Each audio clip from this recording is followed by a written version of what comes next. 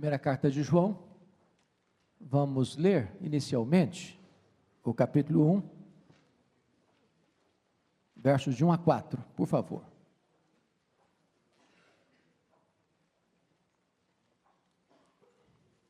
O que era desde o princípio, o que temos ouvido, o que temos visto com os nossos próprios olhos, o que contemplamos e as nossas mãos apalparam com respeito ao verbo da vida, e a vida se manifestou e nós a temos visto, e dela damos testemunho e vô-la anunciamos, a vida eterna, a qual estava com o Pai e nos foi manifestada. O que temos visto e ouvido, anunciamos também a vós outros, para que vós igualmente mantenhais comunhão conosco. Ora, nossa comunhão é com o Pai e com seu Filho Jesus Cristo. Estas coisas, pois, vos escrevemos, para que a nossa alegria seja completa. Amém. Pois bem, queridos, a primeira carta de João, ela tem um propósito muito específico. Vocês se lembram que quando João escreveu o Evangelho, que é o quarto Evangelho, diferente dos outros chamados sinóticos, Mateus, Marcos e Lucas, ele escreveu com um propósito muito específico também. E naquele caso, no Evangelho de João, ele deixa esse propósito claro no capítulo 20, verso 31 do Evangelho. E eu vou ler para vocês. Estes sinais foram registrados para que creiais que Jesus é o Cristo, o Filho de Deus, para que crendo tenhais vida em seu nome. Então o Evangelho tem duas teses: provar que Jesus Cristo é Deus, e para isso João registra 7 milagres. 7 milagres, 7 é o número da perfeição. Ele transformou água em vinho, ele curou o filho do oficial, ele multiplicou pães e peixes, ele andou sobre as águas, ele curou o paralítico de Betesda, e ele ressuscitou Lázaro. Então ele seleciona 7 milagres para provar que Jesus Cristo é Deus. Além disso, no Evangelho, ele seleciona 7 expressões de Jesus: eu sou, porque eu sou é o nome de Deus, lá em Êxodo 3,14. Então Jesus Cristo disse em João: eu sou o pão da vida, eu sou a luz do mundo, eu sou a porta, eu sou o bom pastor, eu sou a ressurreição e a vida, eu sou o caminho, a verdade e a vida, eu sou a videira verdadeira. Com essas 7 declarações e com esses 7 milagres, João desenvolve o Evangelho com um propósito que está aqui no capítulo 20, verso 31.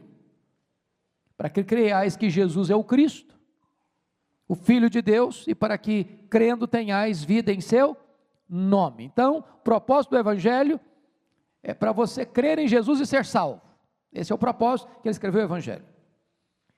Qual foi o propósito que ele escreveu esta epístola, a primeira epístola de João? Está escrito com toda a clareza no capítulo 5, versículo 13. Você pode olhar aí? Esse é o propósito dessa carta.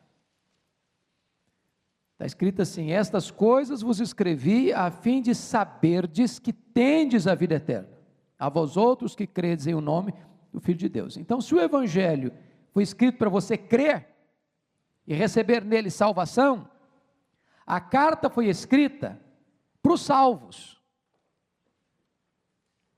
para dizer para eles: olha, vocês creram, então vocês têm segurança de salvação, vocês têm certeza de salvação, vocês têm garantia de salvação, a fim de saberdes que tendes, não é de saberdes que terão, não, que tendes a vida eterna.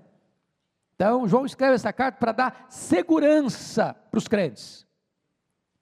Olha, essa salvação não é uma hipótese, não é uma possibilidade, é um fato. Apropriem-se disso. Esse é o propósito dessa carta. Bom, João escreve essa carta para mostrar uma outra coisa, porque com respeito à segurança da salvação, tem 2 perigos graves. O primeiro perigo grave é você ser salvo e não saber que é. É você ser salvo e não desfrutar da salvação. é você ser salvo e ficar inseguro. Porque preste atenção nisso, irmãos. Você não passa a ter segurança de salvação no dia que você toma conhecimento disso. No momento que você creu, você está salvo, seguro. Você pode não saber. O fato de você não saber não significa que você não está salvo. Se você creu, você está salvo. Se você não sabe, você está deixando de usufruir um benefício, uma bênção, a segurança, a certeza.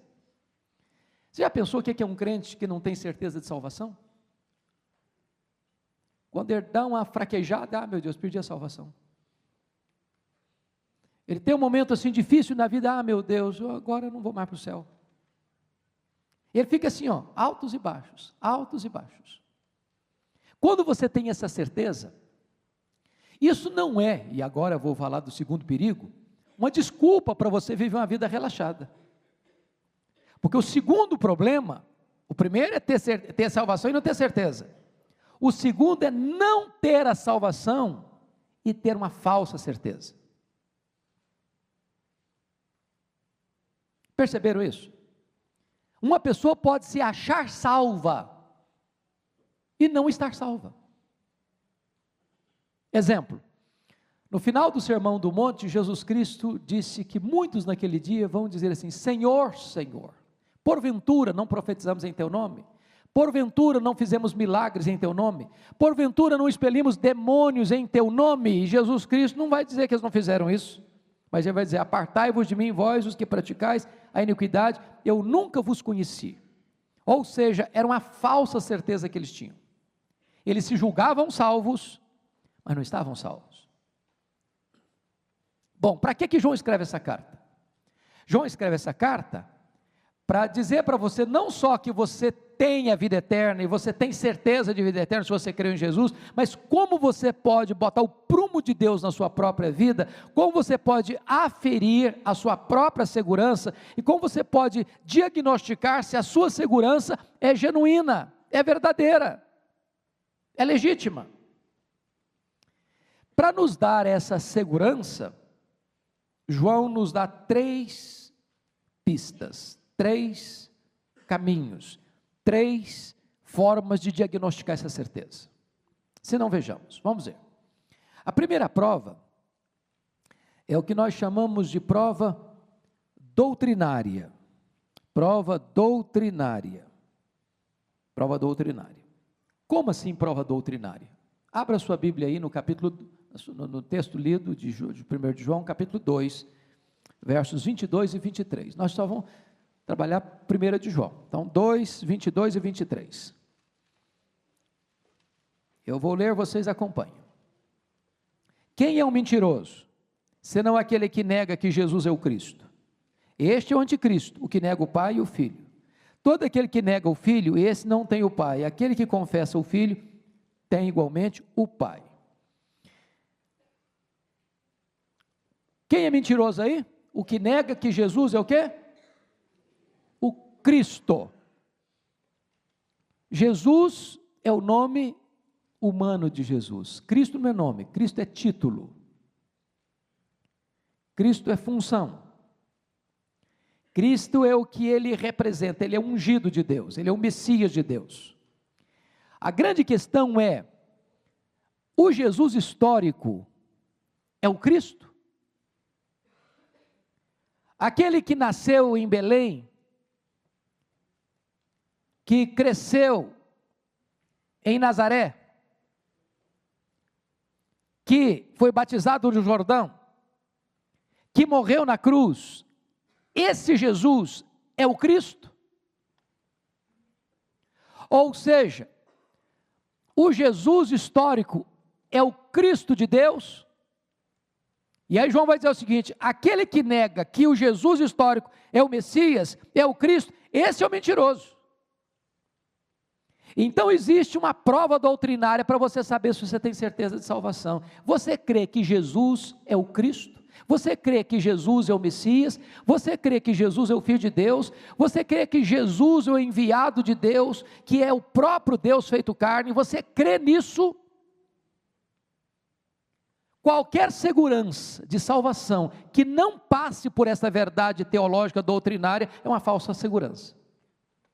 Então a primeira prova para você saber se você é uma pessoa salva, em quem você está confiando para a sua salvação. Se você crê que Jesus, o Jesus que nasceu da Virgem Maria, que foi colocado numa manjedoura, que cresceu numa carpintaria, que morreu numa cruz, que ressuscitou dentre os mortos, que voltou para o céu, este é o Messias de Deus, é o Cristo, então você está tendo uma base teológica, doutrinária, para você ter segurança de salvação. Segunda prova que João nos estabelece, para você saber se você pode ter uma segurança, é o que nós chamamos de uma prova social. Prova social. Olha aí comigo capítulo 4, versículo 20. 1 de João 4, versículo 20. Você pode ler comigo esse verso? Vamos juntos? Se alguém disser, amo a Deus, e odiar a seu irmão, é mentiroso, pois aquele que não ama seu irmão, a quem vê, não pode amar a Deus, a quem não vê. Note que ele repete a palavra mentiroso. João é curto e grosso.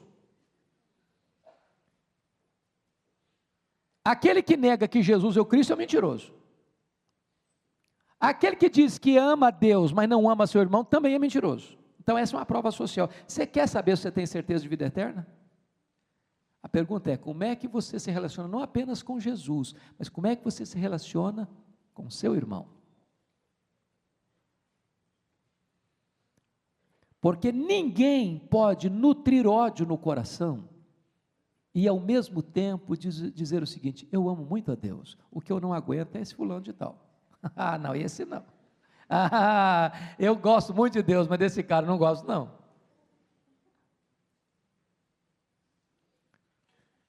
Porque João desenvolve um raciocínio simples. Como é que você pode dizer que ama a Deus a quem você não vê?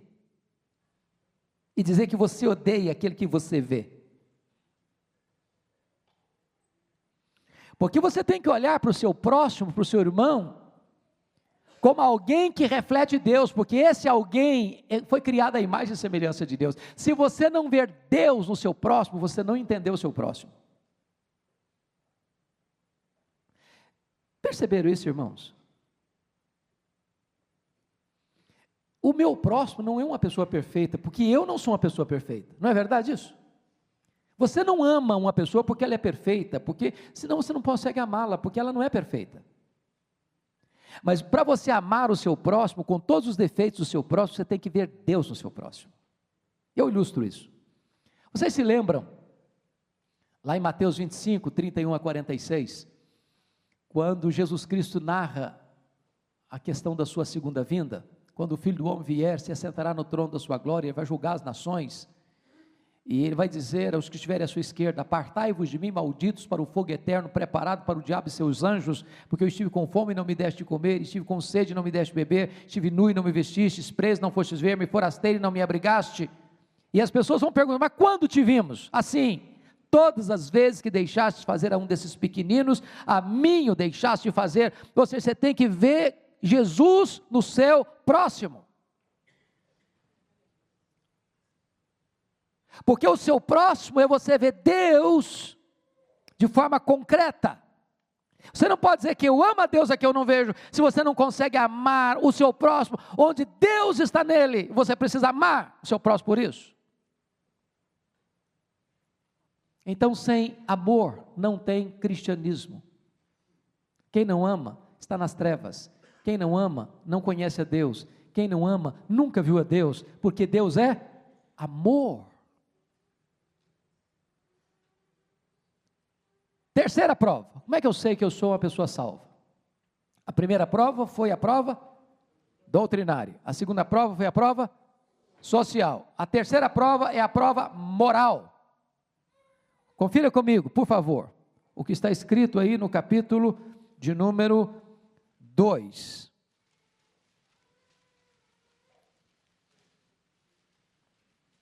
Versículo 4. Você pode ler comigo? aquele que diz, eu o conheço, e não guarda os seus mandamentos, é mentiroso, e nele não está o quê? A verdade. Então, se a prova doutrinária é você crer que o Jesus histórico é o Cristo de Deus, se a prova social é você amar o seu próximo, a prova moral é obediência.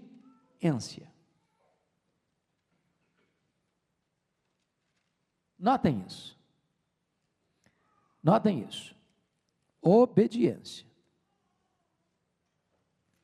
1 de João 2, 4. Aquele que diz, eu o conheço, e não guarda os seus mandamentos, é mentiroso, e nele não está a verdade. Preste atenção nisso. Esta carta foi escrita para você saber que você já tem, não terá, já tem a vida eterna, certo? Mas esta carta também foi escrita para você não ter uma falsa segurança, para você não viver uma vida enganado, com auto-engano, acerca deste momentoso e importante assunto que é a salvação. A pergunta é, eu creio que Jesus é o Cristo? Eu amo o meu próximo? Eu vivo em obediência à lei de Deus?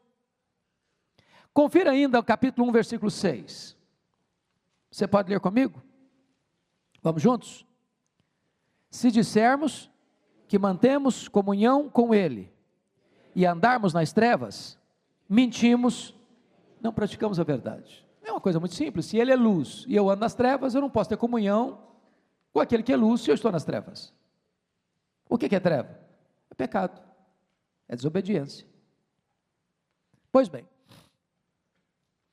acho que todos vocês sabem que o autor desta epístola foi João. Que João é esse? João apóstolo, João filho de Zebedeu, João irmão de Tiago,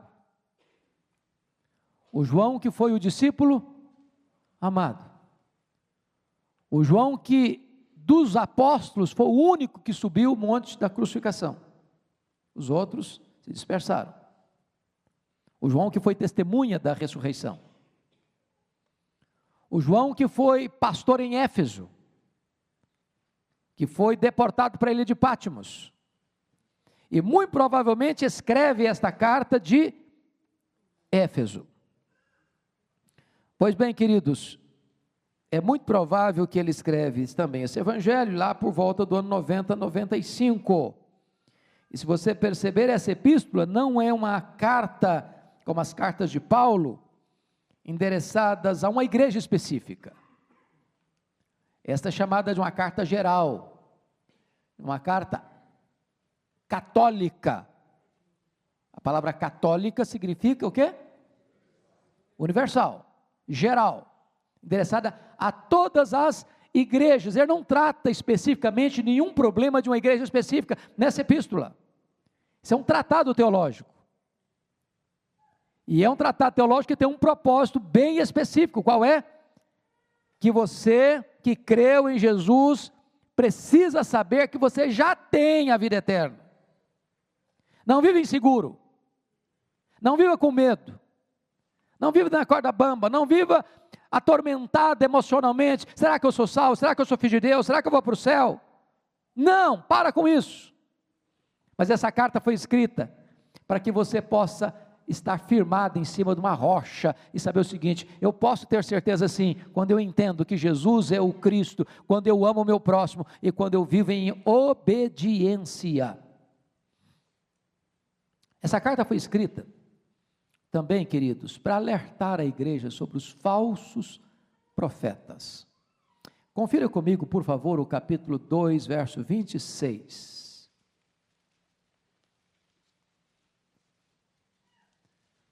Quem pode ler comigo? Vamos juntos? Isto que vos acabo de escrever é acerca dos que vos procuram enganar. Agora 3:7, novamente. Filhinhos, Não vos deixeis enganar por ninguém. Aquele que pratica justiça é justo, assim como ele é justo. Então deixa eu dizer para você, o que é que esses falsos profetas que estavam tentando enganar a igreja pregavam? Quem eram esses falsos profetas? Quem eram esses falsos mestres? Já começava no primeiro século uma teologia, uma doutrina, um ensinamento perigosíssimo, que cresceu no segundo século, que se fortaleceu no terceiro século e quase devasta a igreja até o quarto século, chamada de gnosticismo. A palavra gnosticismo é uma palavra grega, que vem de gnosis, conhecimento.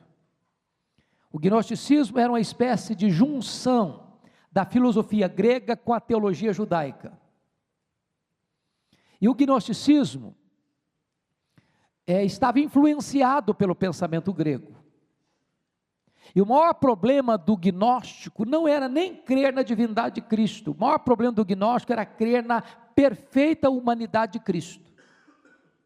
Isso levou um dos ilustres, aliás, não posso chamar de ilustre não, um representante do gnosticismo, chamado Cerinto, que era um herege, que dizia o seguinte, que o Cristo veio no Jesus histórico no batismo, e que o Cristo deixou o Jesus histórico na crucificação. Que Jesus, portanto, não era um homem concreto, que quando ele andava na praia, nem marca ele deixava nas areias. Ele era um espírito. Ele era um ser etéreo. Mas por que que os gnósticos começaram a ensinar isso? Porque vocês bem sabem que os gregos tinham um problema filosófico chamado de dualismo grego. Ou seja, para um grego a matéria era essencialmente má e o espírito era essencialmente bom. Por essa causa, os gregos rejeitavam 3 doutrinas essenciais do cristianismo. Quais doutrinas? Primeiro, a criação. Segundo, a encarnação. Terceiro, a ressurreição. Na cabeça de um grego, alguém não podia ser essencialmente bom com um corpo material. Se a matéria é má, ou se ter um corpo, já não se é essencialmente bom. Por isso, para um grego, quando alguém morria, era uma vitória. Por quê? Porque a alma, que é espírito, e essencialmente bom, o espírito, se desprendia de um corpo que é essencialmente mau. Portanto, para um grego, aceitar a ressurreição era um contrassenso. Porque era esta alma boa que se libertou do corpo que é mau, voltar ao corpo que é mau.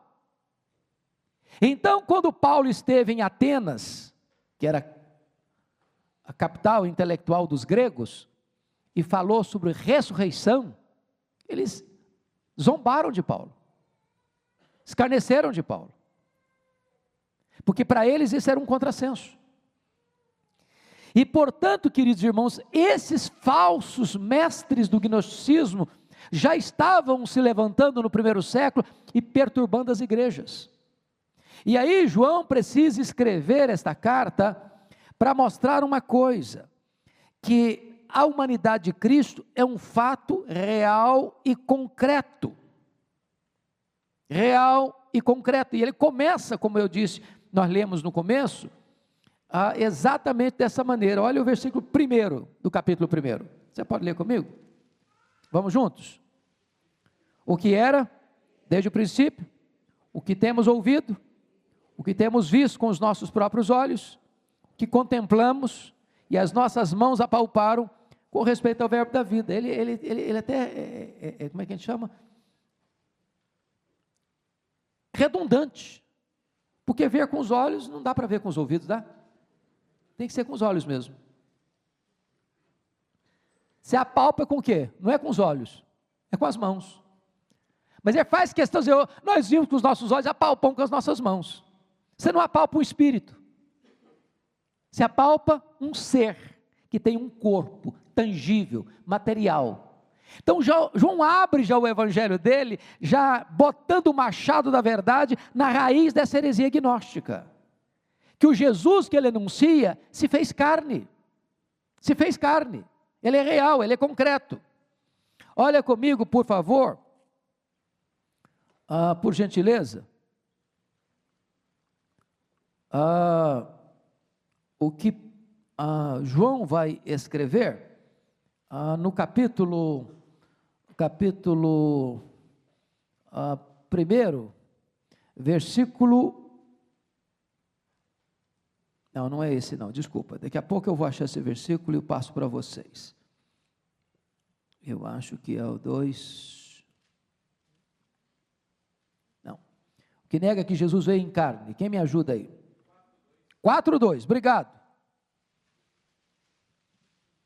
Isso, muito obrigado. 4:2. Podemos ler juntos? Nisto conheceis o Espírito de Deus. Todo espírito que confessa que Jesus Cristo veio em carne é de Deus. Por que João diz isso? Porque os falsos mestres gnósticos negavam que Jesus veio em carne, negavam a encarnação. E então o que João vai escrever é uma apologia, é uma carta apologética, é um tratado teológico para refutar esses falsos mestres. Quais são as ênfases de João nesta epístola? Primeiro, segurança da salvação. Segundo, dizer para nós qual é a própria essência de Deus. Tem 2 versículos em João, nessa carta, que falam da essência de Deus. Primeiro, capítulo 1, versículo 5. Deus é o quê? Luz. E o segundo, 1 João 4:8. Deus é o quê? Amor. Deus é luz, Deus é amor. A terceira ênfase dele é provar para nós que Jesus Cristo veio em carne, que o Jesus histórico é o Messias, e aí eu estou falando da divindade dele, e que esse Messias veio aqui em carne, aí eu estou falando da humanidade dele. Aliás, nota de rodapé aqui, se você ler a história da igreja, você verá que do primeiro até o 6º século, a igreja viveu ao redor da doutrina da cristologia. Os grandes concílios trataram da cristologia. 325, concílio de Nicéia, o primeiro concílio geral da igreja, foi reunido em Nicéia por convocação de Constantino, para exatamente refutar as ideias heréticas do presbítero de Alexandria, presbítero Ário, e Atanásio se levanta naquele concílio para defender que Jesus Cristo era verdadeiramente Deus, Deus de Deus, luz de luz, coigual, coeterno e consubstancial com o Pai. Depois, em 381, vem o concílio de Constantinopla, e no concílio de Constantinopla, a defesa já não é da divindade, a defesa é da humanidade de Cristo. Porque preste atenção nisso, irmãos, o risco de você superenfatizar uma verdade pode levar ao desequilíbrio de outra verdade. A superênfase na divindade levou a um desequilíbrio do ensino da verdadeira humanidade. Ele é verdadeiramente Deus, mas ele é verdadeiramente homem. Ele não deixou de ser Deus ao encarnar-se, e ele não deixou de ser homem ao subir para o céu, de tal maneira que você tem lá no céu o seu sumo sacerdote, o seu advogado perfeito, que é verdadeiramente Deus, e ele é verdadeiramente homem. Ele é Deus e ele é homem. Ele tem 2 naturezas numa única pessoa. Ele é Deus e homem ao mesmo tempo. Agora notem, outra ênfase que João vai dar nesta epístola é provar uma coisa importante que já falou da obediência. Você precisa entender que se você foi salvo do mundo, para estar no mundo, mas para não amar o mundo. Deixa eu ilustrar isso com a ideia de uma canoa. Quem já andou de canoa aqui? Atravessou um rio de canoa, um riacho. A canoa está dentro d'água, não está? Mas a água não pode estar dentro da canoa. Você está no mundo, mas o mundo não pode estar em você. Então vamos dar uma olhadinha no capítulo 2, versículos 15 a 17. 2, 15 a 17. Você pode ler comigo? Vamos juntos? Não ameis o mundo, nem as coisas que há no mundo. Se alguém amar o mundo, o amor do Pai não está nele. Porque tudo que há no mundo, a concupiscência da carne, a concupiscência dos olhos e a soberba da vida, não procede do Pai, mas procede do mundo. Ora, o mundo passa, bem como a sua concupiscência. Aquele, porém, que faz a vontade de Deus, permanece eternamente. A palavra mundo aqui não é a natureza que Deus criou. A palavra mundo aqui é o sistema,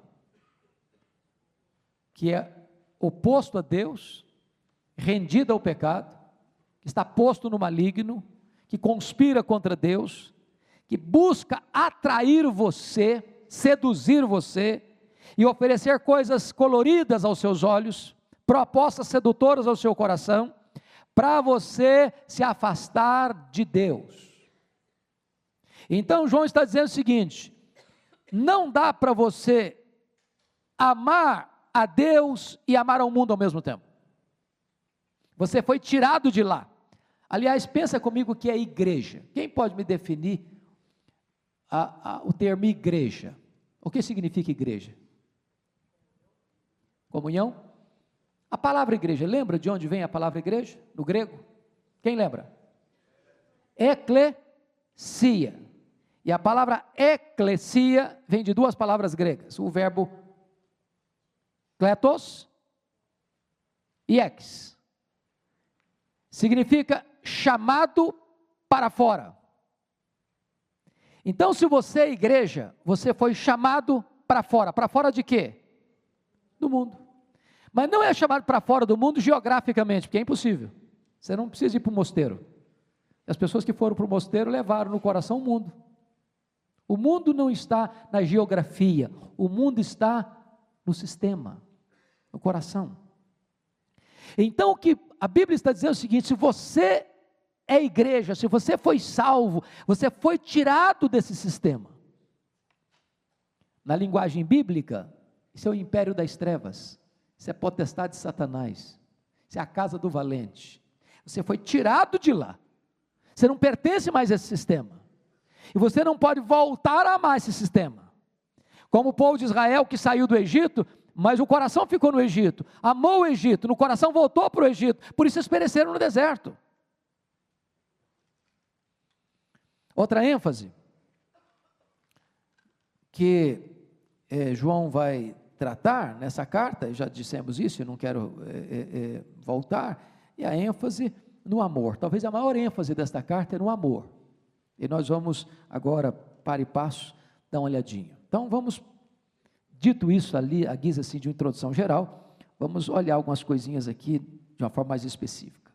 No capítulo 1, volta os seus olhos para lá, versículos de 1 a 4, tem duas coisas que eu quero chamar a sua atenção. A primeira delas é a pré-existência do verbo, o que era desde o princípio. Esse verbo era aí, está em que tempo verbal? Vocês que são bons em português. Está no pretérito. Que pretérito é esse? Perfeito ou imperfeito? Imperfeito. Se tivesse no perfeito, o que estaria escrito aí? Foi. Então vamos entender isso aqui. Vamos entender isso aqui. O que era desde o princípio. O que é o princípio? O princípio é o começo do tempo e da história. Gênesis 1:1 está escrito: no princípio criou Deus os céus e a terra. E antes do princípio, o que existia? Deus. Só Deus. Antes do princípio, não tinha matéria, porque a matéria não é eterna, como os gregos pensavam. Antes do princípio, não tinha universo, porque o universo não tinha sido criado. Antes do princípio, não existiam anjos, porque eles também foram criados no princípio. Antes do princípio, só existia o quê? Deus. Antes do princípio, o que existia? Eternidade. O que é eternidade? Não é tempo. Eu pergunto para você, se você tirar um dia de 1 bilhão de anos, você não tem mais 1 bilhão de anos. Não tem mais. Mas eu pergunto para você, se você tirar 1 bilhão de anos da eternidade, quanto você tem ainda? Eternidade. Eternidade não é tempo. Não é tempo. Nas palavras de Aristóteles, um livro que eu li quando eu era seminarista ainda, um livro chato para chuchu, mas importantíssimo, As Categorias de Aristóteles, ele diz que às vezes nós temos dificuldade de entender algumas coisas, porque foge da nossa categoria de tempo, de tamanho, de espaço. E eternidade é uma palavra que não está relacionada a tempo, porque não é contagem de tempo. Então, antes do início, era eternidade. E lá na eternidade, quem existia? Deus. O verbo de Deus estava lá. Antes do início, na eternidade. Porque só Ele é eterno. Então note você como João abre o seu evangelho, mostrando para nós a transcendência do verbo, a eternidade do verbo, a divindade do verbo. Porque para ser eterno tem que ser Deus, só Deus é eterno, esse é atributo exclusivo de Deus. Agora, este verbo que é eterno, que é transcendente, que preexiste ao tempo, este verbo se, o quê? Encarnou. E na linguagem de Paulo em Gálatas 4:4, ele se encarnou quando? Na plenitude dos tempos. E qual é a prova de que ele se encarnou? João diz, nós o vimos com os nossos próprios olhos. Nós o apalpamos com a nossa própria mão. Ou seja, a encarnação dele não foi uma simulação, não. A encarnação dele foi um fato histórico, concreto, verificável. Essa é a tese de João aqui. Então notem vocês que João já abre a sua carta provando duas teses. Que este Jesus é, primeiro, divino, e segundo, este Jesus é o quê? Humano. Ele é Deus e ele é homem, perfeitamente Deus, perfeitamente homem. Vamos para o capítulo 1, versos 5 a 10. Aqui, irmãos, tem 3 coisas magníficas que eu gostaria de partilhar com vocês. Primeira coisa, a natureza santa de Deus é exposta, no versículo 5. Deus é luz, e nele não tem treva alguma. Não tem mácula no ser de Deus, não tem mancha no caráter de Deus, não tem pecado em Deus. Deus é santo, santo, santo. Esse é o principal atributo de Deus. Seu amor é santo, a sua ira é santa, a sua justiça é santa. Ele é santo na manifestação plena do seu ser. Segunda coisa que esse texto trata conosco é a natureza pecaminosa do homem declarada, versículos 6 a 10. E o pecado, irmãos, ele engana. E tem 3 coisas aí que eu acho impressionantes no texto. Primeiro, é que a tentativa aí é a tentativa de enganar os outros. Olha o versículo 6 comigo. Você pode ler o 6? Vamos juntos? Se dissermos que mantemos comunhão com Ele e andarmos nas trevas, mentimos, não praticamos a verdade. Então, preste atenção nisso. Preste atenção nisso. Não dá para você dizer que você tem comunhão com Deus e você andar nas trevas. Porque se você faz isso, você está mentindo. Você não está praticando a verdade. E essa é uma tentativa de enganar os outros. Não é verdade, irmãos, não é verdade que tantas vezes nós tentamos passar uma imagem mais positiva a nosso respeito de que, de fato, é a realidade? Concordam comigo? Se as pessoas soubessem tudo o que nós somos, elas se afastariam de nós horrorizadas? Ou você já chegou naquele estágio que não está mais com esse problema?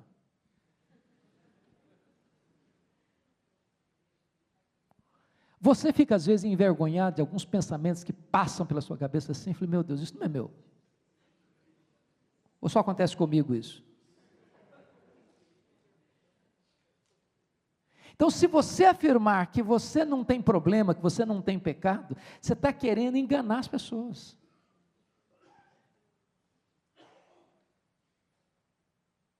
O pecado tem esse grande perigo da gente virar hipócrita. Virar hipócrita. Botar uma máscara bonita de santidade. Querer impressionar as pessoas. Mas o pecado tem um segundo perigo. Qual o segundo perigo do pecado? É o perigo de enganar a si mesmo, ou enganar a nós mesmos. Olha comigo o versículo 8.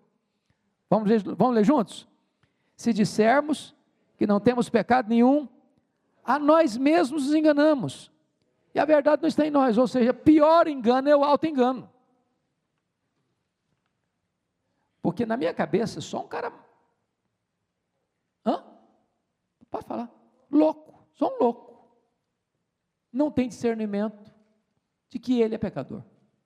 Quando você achar um cara assim, eu sou santo, eu não peco mais. Pode saber, a cabeça dele não está boa. Eu tive uma ovelha, no meu começo do ministério em Bragança. Ele era uma pessoa que foi para a guerra e voltou com a cabeça perturbada da guerra. Como eu passei aperto com esse homem? Porque ele ia para o culto, e na hora da parte da liturgia de confissão de pecados, ele saía pisando duro da igreja. E no segunda-feira ele estava no meu gabinete, me afrontando, esse negócio de pecado, isso é loucura, pastor, nós não somos pecadores. O que é isso? Que heresia é essa? Quando cantava santo, santo, santo, a hora que chegava, nós os pecadores, ele se levantava e ia embora. Mas eu entendia, porque ele era uma pessoa cuja mente ficou prejudicada com o problema lá dos conflitos da guerra. Agora, se você está em sã consciência e diz para você mesmo, não, eu não sou pecador, não, eu sou um cara legal, pode internar você, pode ter certeza, pode internar, você não está bem. E aqui tem um ponto importantíssimo, irmãos, importantíssimo. Quanto mais perto de Deus você anda, mais você reconhece o seu pecado. As pessoas que mais confessam os seus pecados não são as pessoas que mais pecam, são as pessoas que mais perto de Deus andam. Deixa eu ilustrar isso para você. Ela não está aqui conosco hoje, a Helene Vação. Eu estava pregando, que ela é membro aqui da nossa igreja, né? Eu estava pregando num culto de final de ano, no Hospital Cruz Azul, aqui em São Paulo, e ela me disse, pastor, nós enfrentamos um problema muito sério essa semana aqui. Eu falei, o que foi? Ela disse, chegou uma jovem, com hemorragia muito severa, acompanhada dos pais, e quando o médico foi atender a jovem, o médico disse assim, essa moça acabou de ter um bebê. A moça protestou, disse, o senhor está enganado, doutor, eu não estava grávida não, senhor. E os pais disseram, o senhor está enganado, doutor, nossa filha não estava grávida não. O médico percebeu a jogada e disse, pois essa moça acabou de ter um bebê, e me traga o bebê. Me traga o bebê. Meia hora depois chegou um bebê morto dentro de uma caixa de isopor. Sem nenhum peso de consciência, nem na moça, nem nos pais da moça. Sabe por quê? Porque quem está longe de Deus, nem consciência de pecado tem. Nenhum arrependimento. Pensa comigo em Jó capítulo 42. Quando Jó diz assim para Deus, eu te conhecia só de ouvir, agora os meus olhos te veem, por isso eu me abomino e me arrependo no pó e na cinza. Você, para um pouquinho, Jó. Você não é aquele mesmo cara que Deus disse a seu respeito que não tinha ninguém na terra semelhante a você, homem íntegro, reto, temente a Deus, que desvia do mal? Como é que você me vem fazendo uma confissão dessa? Você se abomina. É porque quanto mais perto da luz você chega, mais você vê a sujeira do seu pecado. Se você não está vendo sujeira no seu coração, é porque você está longe de Deus, é porque você está longe da luz. Se você não se angustia pelo seu pecado, é porque você está em trevas. Esse é o nosso problema, irmãos. Nós estamos tão próximos do mundo e tão distantes de Deus, que o pecado está aí no coração e nós nem estamos aí com Ele, não estamos perturbados, não estamos tristes, não estamos chocados, não estamos escandalizados com o nosso pecado. Por quê? Porque nós estamos longe de Deus. Lembra de Isaías? Quando ele vê Deus no seu trono, santo, santo, santo, a reação dele foi: ai de mim, Senhor, ai de mim. Terceiro engano do pecado. Olha aí comigo, versículo 10. Vamos ler juntos? Se dissermos que não temos cometido pecado, fazemo-lo mentiroso, e a sua palavra não está em nós. Então, primeira coisa, o pecado tenta enganar os outros. Segundo pecado, tenta enganar a nós mesmos. Terceiro pecado, tenta enganar Deus. O que João está escrevendo aqui? Se você disser que você não tem pecado, você está fazendo Deus de mentiroso, porque Deus diz que você é pecador. Você está negando a palavra de Deus. Você está dizendo que Deus errou quando fez o diagnóstico. Você está dizendo que Deus não é verdadeiro quando afirmou peremptória e categoricamente que você é pecador. Olha a malignidade do pecado. Tenta enganar os outros, tenta enganar a si mesmo, tenta enganar a Deus. Como é que a gente resolve isso? Como é que a gente resolve isso? Veja comigo, por gentileza. A natureza da comunhão com Deus e com os irmãos é estabelecida. Primeiro, vamos ver com os irmãos, como é que a gente resolve isso? Versículo 7, você leu o 7 comigo?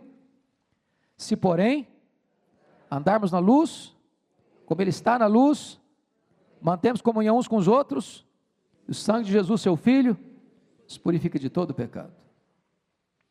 Ou seja, sabe por que a gente briga? Sabe por que a gente dá cabeçada uns nos outros? Sabe por que a gente tem mágoa dos outros? Sabe por que a gente discute com os outros? Sabe por que a gente puxa o tapete dos outros? Sabe por que a gente se decepciona com os outros? Sabe por que as pessoas se decepcionam conosco? Porque nós não andamos na luz.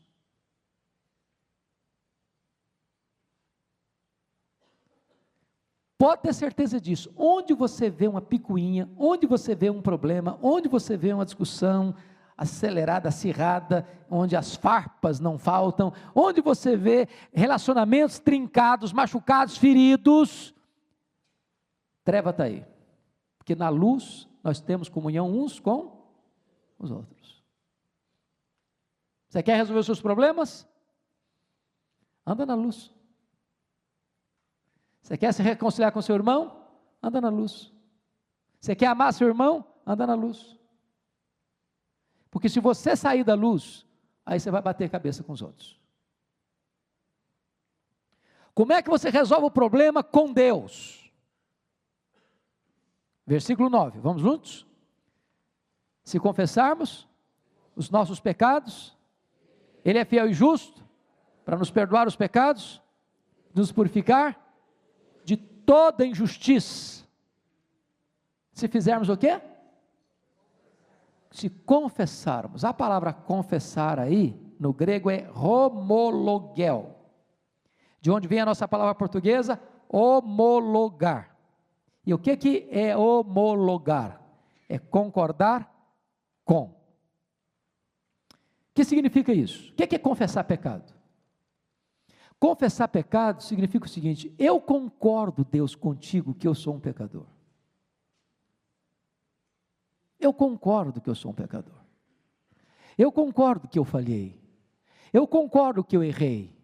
Eu concordo que eu não fui leal, que eu não fui certo, que eu não fui verdadeiro, que eu não fui santo, que eu não fui fiel. Eu concordo. Isso é homologar o que Deus disse a meu respeito. Isso é confessar. Qual o nosso problema, via de regra, quando nós erramos? Adão, onde estás? Ah, Senhor, o problema sou eu não, o Senhor vai procurar com quem resolveu o problema, criou o problema para cima de mim. Caim, onde está teu irmão? Ah, eu sou guardador do meu irmão, porventura? Nós tentamos tirar o quê? O corpo fora. O que é confessar? É dizer, Deus, olha, estou batendo continência para o Senhor, concordo mesmo, errei mesmo, não vou me defender não, pisei na bola. Se nós confessarmos o quê? Os nossos pecados. Por que é importante dizer isso aqui, irmãos? Porque hoje, a tendência da sociedade moderna, com a psicologização da experiência humana, a gente está chamando pecado de quê? De doença. E aí o que acontece? Eu não sou culpado, eu sou uma vítima. Mas vamos partir para um outro lado teológico agora. A tendência da igreja contemporânea hoje, sobretudo nos meios mais neopentecostais, é de atribuir tudo o que acontece conosco ao diabo. Então, se o camarada deu uma escorregada lá, é o demônio da impureza, é o demônio disso, é o demônio daquilo, é o demônio daquilo outro. E aí o cara, tadinho, ele é um coitado, ele é um inocente, ele é uma vítima. Ele precisa de libertação e não de arrependimento. Se concordarmos com Deus, que somos pecadores, se confessarmos os nossos pecados, Ele é fiel e justo. Agora aí te entra num pano de fundo complicadíssimo, porque justo não perdoa. Talvez nós pudéssemos colocar aí, Deus é fiel e misericordioso para perdoar, porque o misericordioso perdoa, mas o justo aplica a lei. O justo exige que a justiça seja feita, cumprida. Então, como é que Deus é fiel e justo para perdoar? É porque nesse momento, embora você que creu em Jesus já está salvo, já está justificado, já pode ter certeza de vida eterna, você não deixou de ser o quê? Pecador. Só que quando você peca agora, é diferente do ímpio, que não foi convertido ainda. Porque o ímpio está debaixo da quê? Da ira de Deus. Ele é filho da ira. Ele é réu diante do reto juiz. Quando você creu em Jesus, você foi feito filho de Deus. Deus lhe deu o poder de serem feitos filhos de Deus. E quando um filho seu erra, o que você faz? Você deserda o filho? Você diz para ele que não é filho mais? Não. Quando um filho erra com você, você fica triste com o filho, aquela comunhão é rompida com o filho, mas ele não deixa de ser filho, ele não deixa de ser amado. Então é quando esse filho reconhece, eu errei, a comunhão é restabelecida. Agora, por que ele é fiel e justo? Porque aquele pecado que ele cometeu hoje, que quebrou a comunhão, não não rompeu a realidade de ser filho, está salvo, está seguro. Porém, quando Deus olha para a cruz e vê o que o seu filho fez lá na cruz, Deus olha para esse sacrifício e diz, por causa daquele sacrifício, você está perdoado. Eu já puni esse pecado no meu filho. Você não tem que ser punido de novo, porque o meu filho já levou essa punição. Meu filho já carregou essa culpa, o meu filho já pagou por essa dívida, o meu filho já fez tudo por você na cruz. Agora, quando você reconhece, eu errei, então eu perdoo você, e você tem plena restauração da comunhão comigo.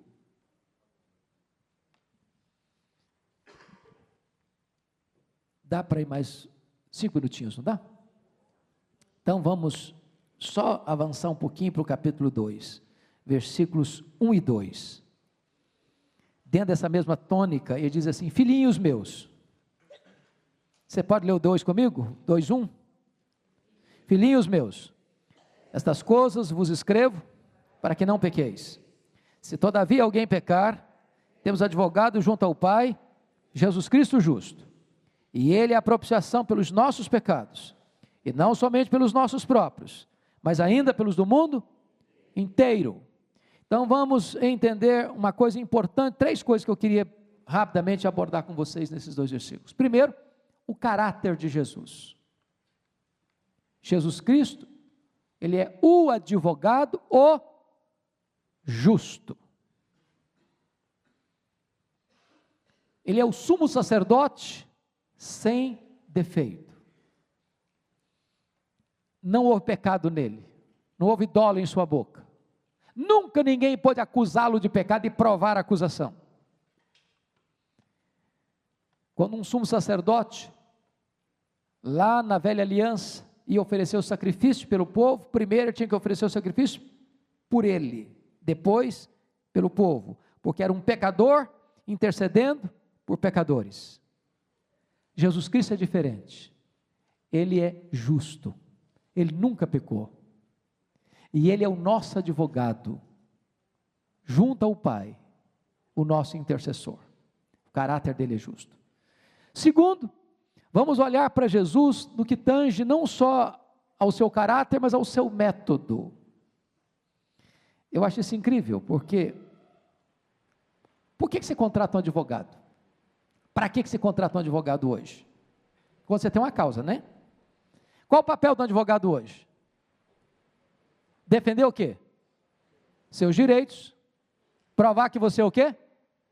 Inocente, ou mesmo que você seja culpado, atenuar a sua culpa, não é isso? Pois o método de Jesus é diferente. Ele não veio apenas para estar do seu lado, porque a palavra advogado no grego é parakletos, e parakletos, notem que a palavra kletos está aí, a mesma de igreja. Pará é estar do lado de, é chamado para estar do lado de. Mas Jesus não foi apenas chamado para estar do seu lado, do meu lado, ele foi chamado para estar no nosso lugar, como nosso substituto. Então ele não veio para defender sua inocência, ele veio morrer pela sua culpa. Olha que incrível isso. Ele não veio para dizer, não, você é bom, você é maravilhoso, você é uma pessoa magnífica, você é digna de ser amada, fique tranquilo, você é 10, eu vou defender você. Não, ele não fez isso não. Ele veio dizendo, você é pecador mesmo, você está perdido mesmo, você está morto mesmo, você está condenado mesmo, você está arruinado mesmo, mas eu vim aqui para tomar o seu lugar, para levar sobre o meu corpo o seu pecado, para morrer e pagar a sua dívida, para morrer a sua morte, para dar para você a vida eterna. Agora, quando você pensa num advogado, quanto mais importante, famoso é um advogado, mais seletivo ele fica, mais difícil de acesso você tem, mais dificuldade de acesso você tem a ele, e quando você ligar para ele, você tem 10 secretárias na frente para atender o telefone, para você chegar nele. Mas Jesus Cristo, o advogado justo, você fala com ele na rua, você fala com ele no carro, você fala com ele em casa, você fala com ele no hospital, você fala com ele na hora que você está no vale, você fala com ele na hora que você está no monte, ele está disponível para você 24 horas, você tem livre acesso a ele.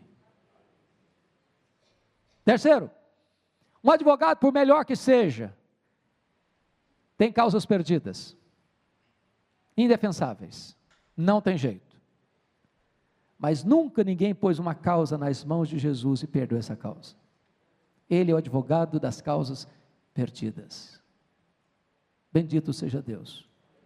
E a terceira coisa para encerrar, exatamente o resultado. Ninguém que recorra a Jesus sai decepcionado se confia nele. Ele é o advogado, o justo. Sabe o que a Bíblia diz em Romanos? Quem tentará acusação contra os eleitos de Deus? É Deus que os justifica. Quem os condenará? É Cristo Jesus quem morreu, ou antes quem ressuscitou, o qual está à destra de Deus e também intercede por nós. Em outras palavras, toda vez que chega uma acusação contra você lá no tribunal de Deus, Jesus Cristo se levanta e diz: Pai, por esse pecado aí eu morri, por essa dívida aí eu paguei. Então esse que está sendo acusado aqui diante do teu tribunal, Senhor, não deve mais nada. Ele está quisto com a tua lei, ele está quisto com a tua justiça, ele está justificado e nenhuma condenação há mais sobre ele que está em mim, em Cristo Jesus. Bendito seja Deus, porque temos este grande advogado, Jesus Cristo, o justo. Deus os abençoe, irmãos. Nós vamos encerrar. Mateus, você pode vir orar por nós, filho? E nós então encerraremos esse momento de estudo e aguardaremos mais uns minutinhos para o culto das 11. Senhor nosso Deus, nós te louvamos e bendizemos essa manhã, ó Pai, por tudo que o Senhor é, por tudo que o Senhor tem feito no nosso meio. Te louvamos porque o Senhor é o Deus plenamente homem, plenamente Deus. O Senhor enviou seu Filho amado Jesus Cristo para morrer em nosso lugar, para se fazer carne, Pai, para descer na cruz em prol do nosso pecado, ó Pai. Nós aqui nessa manhã, nós queremos te bendizer, ó Pai, porque somos salvos graças ao seu Filho Jesus amado. E podemos, ó Pai, nessa manhã declarar que temos certeza de nossa salvação, temos certeza que pertencemos ao Senhor, e isso é motivo de grande gratidão no nosso coração. Nos ajude, ó Pai, que nossa vida possa ser conduzida a uma vida de retidão, a uma vida de agradecimento àquilo que o Senhor fez por nós. Te louvamos e te agradecemos por tudo isso, e pela aula que foi ministrada, pela vida do pastor Hernandes. Em nome do seu Filho amado Jesus Cristo, amém. Deus abençoe, queridos. Deus abençoe.